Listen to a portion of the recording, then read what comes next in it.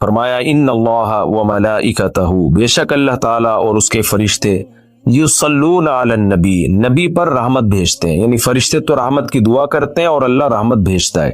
یا ایھا الذین آمنوا، اے لوگو جو ایمان لائے ہو، صلو علیہ، نبی پر خصوصی رحمت بھیجا کرو جس کو اردو میں درود کہا جاتا ہے، وسلموا، اور سلامتی بھیجا کرو، تسلیمہ سلامتی بھیجنا، یعنی خوب سلامتی بھیجا کرو۔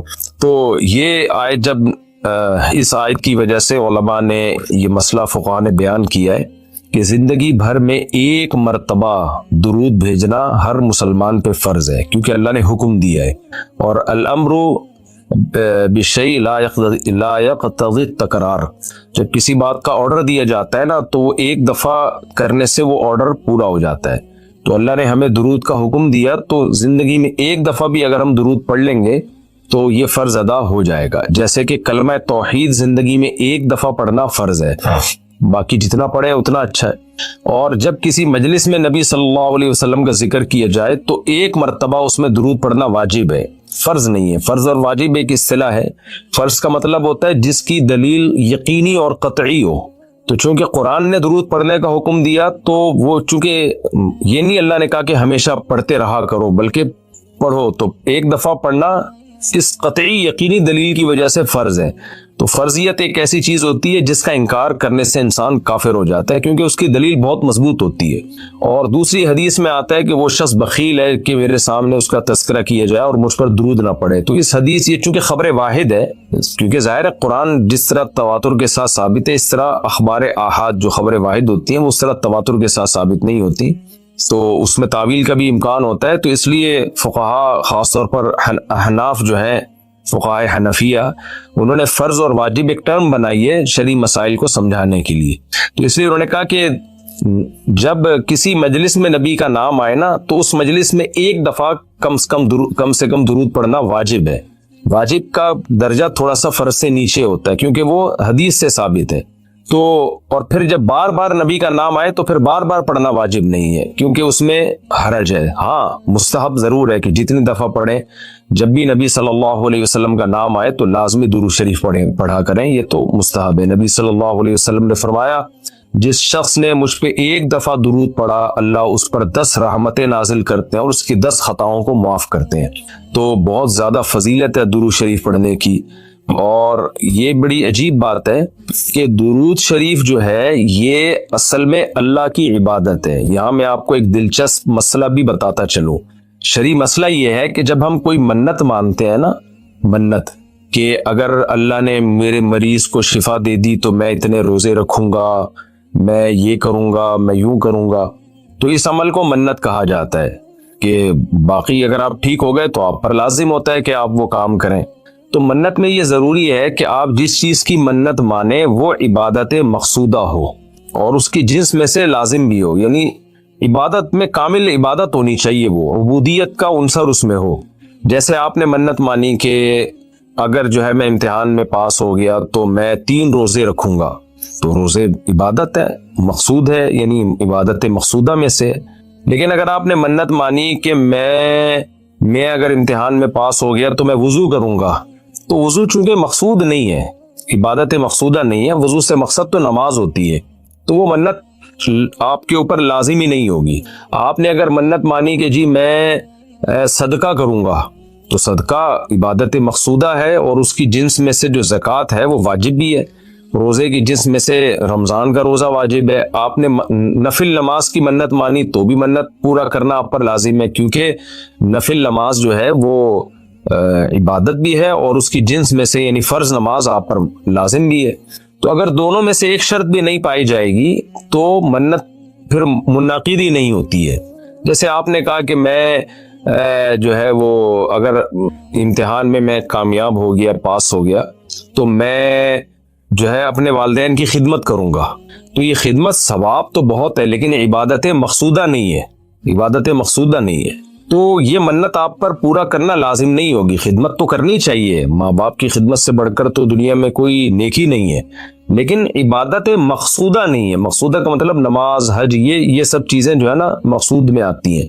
یہ کسی عارضے کی وجہ سے اللہ نے ہمیں حکم دیا ہے کہ تاکہ ماں باپ کو پریشانی نہ ہو. یہی وجہ ہے کہ اگر خدمت کے محتاج نہیں ہوتے تو پھر خدمت واجب بھی نہیں ہوتی. ان کی خدمت کے محتاج ہوتے ہیں تو واجب ہوتی ہے. لیکن نماز تو جب بھی ٹائم آئے گا آپ پر لازم ہوگی. زکوٰۃ تو سال گزرنے کے بعد جب بھی صاحب نصاب ہوں گے آپ پر لازم ہوگی, چاہے غریبوں کو ضرورت ہو یا نہ ہو, آپ پر تو زکوٰۃ واجب ہوتی رہے گی.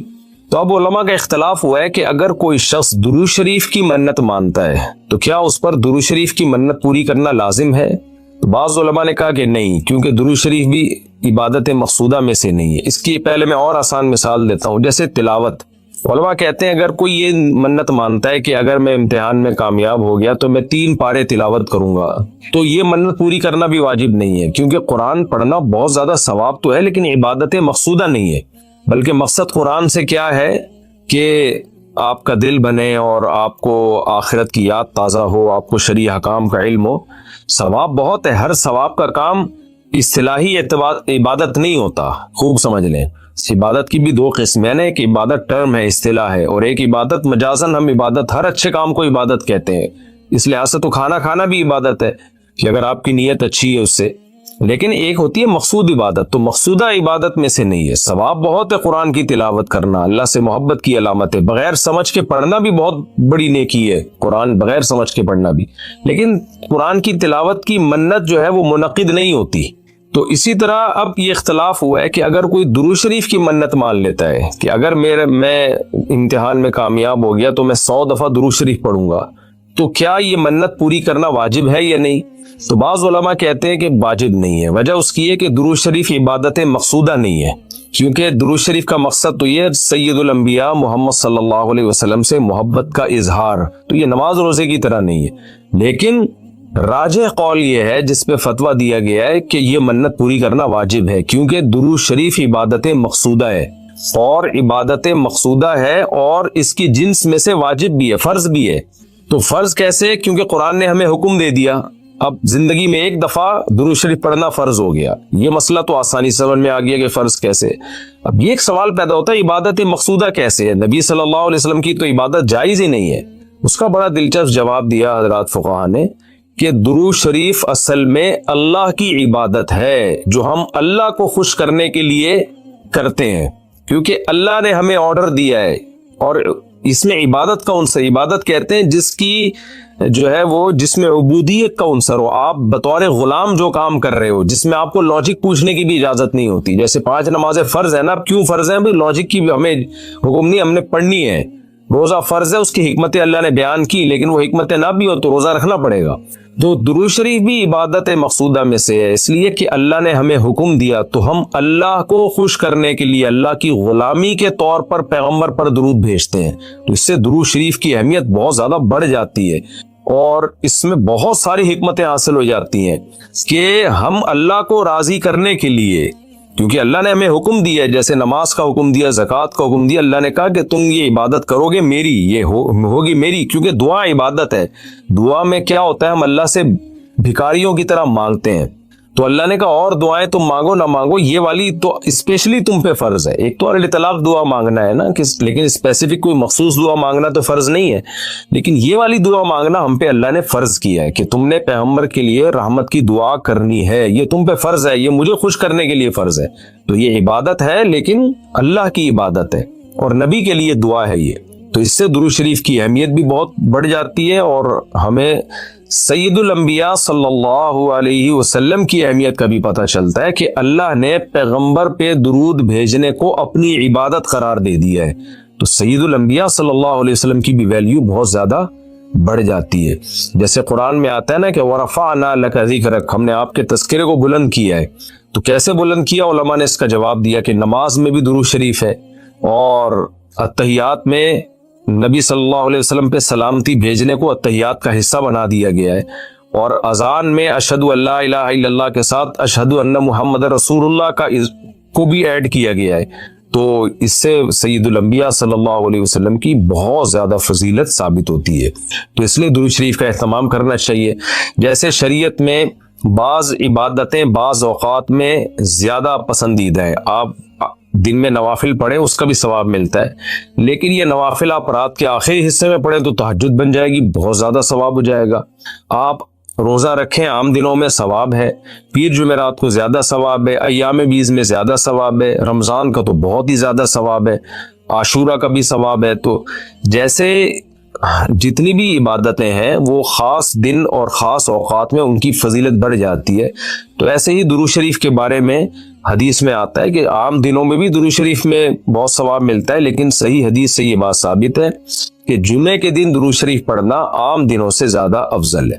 اسی وجہ سے ہمارے اکابر کا ہمیشہ سے معمول رہا ہے، جو ہم نے دیکھا بھی ہے کہ وہ جمعے کے دن خاص طور پر عصر کی نماز کے بعد درود شریف پڑھنے کا بہت زیادہ اہتمام کرتے ہیں، اور جب وہ عمرے کے لیے یا حج کے لیے جاتے ہیں تو بھی مسجد نبوی میں اکثر وہ میں نے دیکھا اپنے بڑوں کو کہ وہ عصر کی نماز کے بعد مسجد نبوی میں صرف درود شریف ہی پڑھتے ہیں بیٹھ کے۔ ایک تو وہ جگہ ایسی ہے کہ جہاں سید الانبیاء صلی اللہ علیہ وسلم کا روضہ اطہر ہے سامنے، اور پھر وہاں جمعے کا دن بھی ہو تو، اور پھر عصر کی کا وقت جو ہے وہ قبولیت کا وقت ہوتا ہے جمعے کے دن، جیسے کہ حدیث میں آتا ہے نا، جمعے کے دن ایک گھڑی ایسی ہوتی ہے جس میں دعا رد نہیں ہوتی، تو جمہور علماء اس طرف گئے کہ اس سے عصر کا ٹائم مراد ہے، اگرچہ اس میں اختلاف ہے لیکن جمہور اس طرف گئے کہ عصر کا وقت مراد ہے۔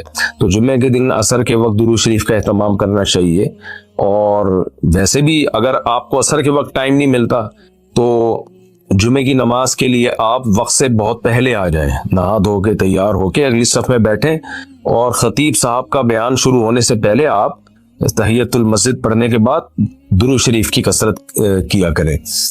تو اس کی بہت زیادہ فضیلت ہے اور ہمیں اللہ نے حکم دیا ہے، اور علماء نے بیان کیا کہ درود شریف کو جو اللہ نے ہم پہ لازم کیا نا، اس میں ایک حکمت یہ بھی ہے کہ سید الانبیاء صلی اللہ علیہ وسلم کی بشریت ہمارے ذہن میں اور اچھی طرح بیٹھ جائے، کیونکہ پچھلی امتیں جو تباہ و برباد ہوئی ہیں وہ اس لیے ہوئی ہیں کہ انہوں نے پیغمبروں کو اتنا اونچا مقام دیا کہ اللہ کے برابر لے آئے، جیسے عیسائیوں نے حضرت عیسیٰ کو اللہ کا بیٹا بنا دیا معاذ اللہ، اور ہمارے یہاں بھی جو بدعتی لوگ ہیں انہوں نے سید الانبیاء کو حاضر ناظر مشکل کشا کیا بنا دیا، تو شرک کرنے لگے۔ تو درود شریف میں ایک حکمت یہ بھی ہے کہ جب ہم نبی کے لیے دعا کرتے ہیں اللہ تعالیٰ سے کہ اللہ سید الانبیاء پر اپنی خصوصی رحمتیں نازل فرما اور آپ پر سلامتیاں بھیج، تو اس سے ہمیں یہ بھی پتہ چلتا ہے، یہ عقیدہ ہمارے دل میں بیٹھتا ہے کہ محمد صلی اللہ علیہ وسلم بھی اللہ کی رحمت کے محتاج ہے، تبھی تو ہمیں حکم دیا جا رہا ہے کہ ان کے لیے دعا مانگو۔ ہاں یہاں ایک اشکال ہو سکتا تھا اس کا کہ بھئی اچھا اس کا مطلب نبی ہماری دعا کے محتاج ہیں، تو نہ نبی ہماری دعا کے محتاج نہیں ہے، اللہ کی رحمت کے محتاج ہیں۔ ہم دعا نہیں بھی مانگیں گے تو اللہ اپنے حبیب صلی اللہ علیہ وسلم پر رحمت بھیجے گا، لیکن اللہ نے ہمیں حکم یہ دیا تاکہ ہماری نظر میں یہ عقیدہ اور اچھی طرح مضبوط ہو جائے کہ تم بھی پیغمبر کے لیے اللہ سے دعا مانگا کرو۔ اس سے پتہ چلتا ہے پیغمبر تمہاری دعا کے محتاج ہوں یا نہ ہو، لیکن اللہ کی رحمت کے بہرحال محتاج ہیں، اور پیغمبر بھی اس لائق ہیں کہ ان کے لیے دعا مانگی جائے، اور یہ اس سے ان کا مرتبہ کم نہیں ہوتا بلکہ مرتبہ بڑھ جاتا ہے، کیونکہ پیغمبر نے ہمیں یہ سکھایا ہے کہ یا ایھا الناس انتم الفقراء الی اللہ، اے لوگو تم سب کے سب اللہ کے در کے محتاج ہو۔ اور یہ جو میں نے کہا کہ پیغمبر اس لائق ہیں کہ ان کے لیے دعا مانگی جائے، تو اس کا کوئی یہ مطلب نہ لے کہ پیغمبر ہماری دعا کے محتاج ہیں، یہ میں بار بار بتا چکا ہوں، ہماری دعا کے محتاج نہیں ہیں، لیکن اللہ تعالیٰ یہ چاہتے ہیں کہ میں پیغمبر پر رحمت بھیجوں لیکن اس میں امتیوں کا حصہ پڑ جائے۔ حضرت مولانا اشرف علی تھانوی رحمہ اللہ نے اس کی ایک مثال دی ہے کہ جیسے کسی بادشاہ کو اپنے شہزادے سے بہت زیادہ محبت ہے، وہ ویسے اس کو گفٹ دینا چاہتا ہے، اور آپ کو پتہ ہے کہ اس نے یہ گفٹ دینا ہے، لیکن آپ جا کے بادشاہ سے سفارش کر دیتے ہو کہ بھئی ان کو یہ گفٹ دے دو۔ اس میں آپ کا مقصد یہ ہوتا ہے کہ بادشاہ نے تو کرنا ہی ہے، تو بادشاہ کے دل میں ہمارا مقام بھی بڑھ جائے گا کہ دیکھو جو کام میں چاہتا ہوں تو یہ بھی مجھ سے وہی چاہتا ہے، اور اس سے نبی صلی اللہ علیہ وسلم سے بھی آپ کا تعلق بڑھ جائے گا، اور یعنی جو شہزادہ ہے نا اس سے بھی تعلق بڑھ جائے گا آپ کا۔ تو جب ہم اللہ سے دعا مانگتے ہیں نبی کے لیے تو ہمارا اللہ کا ریلیشن بھی بڑھتا ہے، اس سے اللہ خوش ہوتا ہے کہ دیکھو میرے حبیب کے لیے یہ بھی مجھ سے کہہ رہے ہیں رحمت بھیجنے کا، اور سید الانبیاء سے بھی ہمارا تعلق بڑھ جائے گا۔ قیامت کے دن یہ چیز سفارش میں معاون اور مددگار ہو سکتی ہے۔ ان الذین یؤذون اللہ ورسولہ، بے شک وہ لوگ جو اللہ اس کے رسول کو تکلیف پہنچاتے ہیں، اللہ کو تو ظاہر ہے کوئی تکلیف نہیں پہنچا سکتا، یہاں بھی مجازاً اس کو تکلیف سے تعبیر کیا، اللہ کے احکام کی نافرمانی، اور یعنی اللہ نے اپنے رسول کی تکلیف کو اپنی تکلیف قرار دیا ہے. لعنہم اللہ فی الدنیا والآخرہ، ان پر دنیا اور آخرت میں لعنت ہوتی ہے، کیونکہ منافقین یہی کام کر رہے تھے نا. میں نے بتایا کہ سورت کا حاصل یہی ہے، اس میں اہم مضمون یہی بیان ہوا ہے. وَأَعَدَّ لَهُمْ عَذَابٌ مُهِينًا، اور اللہ نے ان کے لیے ذلت والا عذاب تیار کر کے رکھا ہے. وَالَّذِينَ يُؤْذُونَ الْمُؤْمِنِينَ وَالْمُؤْمِنَاتِ، اور وہ لوگ جو مومنین اور مومنات کو تکلیف دیتے ہیں، عام مسلمانوں کو تکلیف دیتے ہیں، بغیر مکتسبوا، بغیر اس کے کہ جو انہوں نے کمایا، یعنی ایسے کاموں کو ان کی طرف منسوب کر کے تکلیف دیتے ہیں جو کام انہوں نے کیے نہیں ہے، پروپیگنڈا کرتے ہیں، بدگمانیاں پھیلاتے ہیں. تو فقد احتملوا بہتانا، تو تحقیق ان لوگوں نے بہت بڑا بہتان اٹھا لیے. بہتان کہتے ہی بہت بڑے جھوٹ کو ہے. وہ اثم مبینہ، اور کھلا گناہ. کیونکہ تکلیف کا ایک ذریعہ یہ بھی ہے کہ کوئی بھی اچھا کام کر رہے ہو، آپ اس کی نیت میں شک کرنا شروع کر دو، تو حالانکہ وہ بری نیت نہیں تھی اس کی، اس میں منفی پہلو تلاش کرنا شروع کر دو. مجھے کسی نے کل کہا کہ بھئی ایک صاحب ہیں جو دین کی تبلیغ کر رہے ہیں اور یوں بائکوں پہ بیٹھ کے شو مار رہے ہیں. میں نے کہا بھائی ضروری نہیں کہ شو مار رہے ہو، وہ نوجوان طبقے کو اپنے قریب کرنے کے لیے ہو سکتا ہے یہ کر رہے ہو. تہجد کا بہتر طریقہ سنت یہ ہے کہ پہلے نیند کی جائے، تھوڑی دیر سوئے جائیں، پھر اس کے بعد رات کے آخری حصے میں اٹھ کے آپ نماز پڑھیں. اور اس میں نبی صلی اللہ علیہ وسلم سے مختلف رکعتیں منقول ہیں جی. تو بہتر یہ کہ 8 رکعتوں کا معمول بنایا جائے، لیکن اگر کوئی 2 رکعت پڑھتا ہے، 4 پڑھتا ہے، 6 پڑھتا ہے، وہ بھی جائز ہے، اور اس سے 8 سے زیادہ بھی پڑھ سکتا ہے. اور وطر جو ہے تہجد کے بعد پڑھے جائیں. اگر جس کو یقین ہو کہ تہجد میں اٹھے گا وہ، تو اس کو چاہیے کہ وطر وہ تہجد کے بعد پڑھے. اور اگر آپ کو ڈاؤٹ ہے کہ پتہ نہیں آنکھ کھلے گی نہیں کھلے گی، تو پھر وطر پہلے پڑھ لیں اور پھر تہجد رات کے آخری حصے میں اٹھ کے پڑھ لیں. میں ایک واقعہ سناتا ہوں. شاید حضرت ڈاکٹر عبدالحی رحمہ اللہ یا مولانا عاشق الہی رحمہ اللہ کا، وہ بزرگوں میں سے کسی ایک بزرگ کا واقعہ ہے. ان کا تہجد کا معمول تھا، روزانہ پابندی سے تہجد پڑھا کرتے تھے. ایک دن بیمار بھی تھے، تھکاوٹ بھی تھی، تو فرماتے ہیں کہ بیماری اور تھکاوٹ کی وجہ سے تہجد میں جب آنکھ کھلی تو اٹھنے کا دل نہیں چاہا. ابھی پورا واقعہ ذرا غور سے سنو اور اپنے اوپر فٹ کرو. اچھا، ان کا تہجد کا پروگرام ہوتا تو غالباً مصلی پہلے سے رات کو بچھا کے رکھتے تھے، ورنہ شیطان نہ یہ ورغلاتا ہے، ابے ابھی اٹھو گے، ابے پھر جا کے مصلی تلاش کرو گے، ابے پھر یہ چھوڑو یار. تو یہ سارے انتظامات پہلے سے کر کے رکھا کرو. تو وہ انہوں نے کہا کہ سستی ہو رہی ہے، اٹھا نہیں جا رہا، نیند بھی آ رہی ہے، کیا کریں؟ اب شیطان کا مقابلہ شروع. شیطان با مقابلہ انسان، کیا خیال ہے؟ اور یہ مقابلہ انسانوں کے ساتھ ہی ہوتا ہے. جو شیطان جیسے شیطان ہوتے ہیں نا، ان سے شیطان کو مقابلے کی ضرورت نہیں ہوتی. وہ کہتے ہیں ویسے ہی پڑا ہوا ہے، میرے کہے بغیر ہی پڑا ہوا ہے. کیا خیال ہے؟ میرے کہے بغیر ہی پڑا ہوا ہے، مجھے پڑے ہوئے کو اٹھانے کی چندہ ضرورت نہیں ہے. تو اب شیطان نے کیا کیا کہ بھائی سو جا. حدیث میں آتا ہے شیطان تھپکی دیتا ہے، سو جا بھائی، بہت لمبی رات ہے. تو فرماتے ہیں کہ میں اب شیطان سے مقابلہ کیسے کروں؟ نفس سستی ہے، تو میں نے نفس کو سمجھانا شروع کر دیا اور شیطان کو ٹوپی کرانا شروع. یہ ٹوپی کے میرے الفاظ ہیں، ان کے نہیں ہیں. شیطان کو کیا شروع کر دی؟ ٹوپی کرانا. جیسے شیطان بھی ٹوپی کراتا ہے، پتہ ہے آپ کو شیطان پتہ ہے کیسے ٹوپی کراتا ہے؟ شیطان کہتے ہیں صرف ایک دن تو ناغہ کروا رہا ہوں تو اس سے روزانہ تو پڑتا ہے نا. یہ ٹوپیاں ہیں کہ بھائی جب ایک دن چھوڑو گے تو پھر اگلے دن بھی چھوڑو گے. سستی ایک دفعہ ہو گئی تو ہونا شروع. پھر شیطان یہ بھی ٹوپی کراتا ہے، کوئی فرض تھوڑی ہے تہجد. تو آج سنتیں چھڑوا رہا ہے، کل فرض چھڑوائے گا. فرض کیسے چھڑوائے گا؟ بولے گا چھوڑ دے، توبہ کر لے نا. توبہ تو قبول ہو جاتی ہے نا بھائی، کتنا بڑا گناہ ہو جائے توبہ تو قبول ہو جاتی ہے. تو یہ ہوتے ہوتے وہ آگے بڑھتا ہے، پھر جہنم میں پہنچائے بغیر وہ اطمینان سے نہیں بیٹھتا. تو جیسے شیطان ٹوپی کراتا ہے، آپ بھی شیطان کو ٹوپی کراؤ. تو انہوں نے شیطان کو کیسے ٹوپی کرائی؟ انہوں نے شیطان کو ایسے ٹوپی کرائی کہ شیطان نے کہا سو جا سو جا بھائی سو جا. انہوں نے کہا بس اٹھ کے بیٹھ رہا ہوں اور کچھ بھی نہیں کر رہا. بھائی لیٹا ہوا آدمی اٹھ کے بیٹھ جائے تو یہ تو کوئی مشکل نہیں ہے نا. بھائی میں بیٹھوں گا دوبارہ سو جاؤں گا، پھر تھوڑی دیر بیٹھوں گا، بس کہہ رہے اٹھ کے بیٹھ گیا. بیٹھنا اتنا مشکل نہیں ہوتا سوتے ہوئے. آپ اس کو بتایا جائے نا 2 منٹ بیٹھو پھر لیٹ جانا، کہتے چلو نیند میں آ کے یوں کر کے اٹھے گا بیٹھے گا. اب جب بیٹھے ہیں تو شیطان کہہ رہے لیٹ جاؤ، تم نے تو کہا تھا میں صرف بیٹھوں گا. ظاہر ہے جب اٹھ کے بیٹھتا ہے لیٹا ہوا آدمی تو سستی میں کچھ تو کمی آتی ہے نا. جو لیٹے ہوئے انسان کی پوزیشن ہوتی ہے سوتے ہوئے میں وہ بیٹھے ہوئے کی نہیں ہوتی, اس کو کچھ سستی میں کمی آتی ہے. اب جب اٹھ کے بیٹھے ہیں تو شیطان کہہ رہے لیٹ جاؤ, یہ کہہ رہے ہیں ایسا ہے کہ صرف کھڑا ہو جاتا ہوں, بیٹھے رہے تھوڑی دیر آنکھیں واقعی ملی میں کھڑا ہو جاتا ہوں یا یہ واش روم میں چلا جاتا ہوں. تو شیطان کو اپنے نفس کو یوں بہکایا, ٹوپی کرائی کہ میں صرف واش روم میں جاؤں گا اور وہی استنجا وغیرہ قضائے حاجت یا پیشاب وغیرہ جو بھی ہے کر کے واپس آ کے لیٹ جاؤں گا. کیا خیال ہے اس میں کیا جا رہا ہے؟ تو نفس جو ہے نا اس کے لیے آمادہ ہو جاتا ہے, چلو اتنا تو چلتا ہے. اگر لیٹے ہوئے یہ سوچتے نا کہ پیشاب کر کے آؤں گا تو پھر مشکل ہوتا, بیٹھے ہوئے آدمی کے لیے سوچنا آسان ہے. تو کہہ رہے میں اٹھ کے گیا واش روم میں جو بھی پیشاب وغیرہ فرمایا ہے کیا ہے, تو شیطان نے کہا واپس وضو خانہ ساتھ ہی تھا, میں نے کہا وضو کر کے لیٹ جاؤں گا بس, ٹھیک ہے نا, تھوڑا سا منہ دھو لیتا ہوں, چھپکے مار دیتا ہوں. یہ واقعہ میں اپنے الفاظ میں بیان کر رہا ہوں, ٹھیک ہے نا, تاکہ آپ لوگ بالکل اس کے مطابق چلیں اور آپ کو یہ احساس ہو کہ ایسے ہمارے اکابر نے کیا, بزرگوں نے کیا, تو اس طرح کرنے سے کیا ہوتا ہے, وہی ہوتا ہے جو ان کے ساتھ ہوا, تہجد کی پابندی ہو گئی. تو اب کیا ہے, کہتے ہیں کہ میں گیا اور پانی کے چھپکے مارے اور پورا وضو کر لیا جلدی سے. وضو کے بعد بھی شیطان کیا کہہ رہے, آ جا لیٹ جا بستر پہ یار. کہہ رہے میں بستر کی طرف جاتے جاتے مصلی کی طرف گیا, جلدی سے نیت باندھ لی اللہ اکبر کر کے.